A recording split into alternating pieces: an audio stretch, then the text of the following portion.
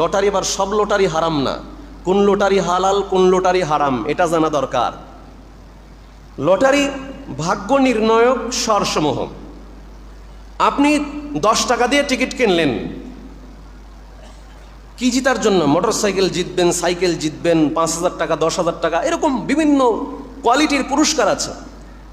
Lottery draw হবে সে পর্যন্ত অপেক্ষা করছেন। কি কিনেছেন? টিকিট কিনেছেন 10 টাকা 20 টাকা দিয়ে, এটা হারাম। দোকানে এমন পণ্য আছে যেগুলো 5 টাকা 10 টাকা দামের, কিন্তু কিনলে ভিতরে কিছু পুরস্কার পাওয়া যায়, হারাম, ওগুলো কিনা জায়েজ নাই। লটারি কোন লটারি? যেগুলো ইনভেস্ট করা হয় না, ইনভেস্ট ছাড়া। যেমন রাসূলুল্লাহ সাল্লাল্লাহু আলাইহি ওয়াসাল্লাম স্ত্রীদের কোনো একজন স্ত্রীকে নিয়ে তিনি সফরে যেতেন। সফরে যাওয়ার আগে তিনি সব স্ত্রীকে তো নিতে পারতেন না, যে কোনো একজনকে তিনি ওই সময় লটারি করতেন, যার নামটা উঠতো তাকে নিয়ে যেতেন। এটা জায়েজ,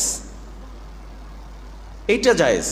কিন্তু টাকা ইনভেস্ট করে টিকিট কিনে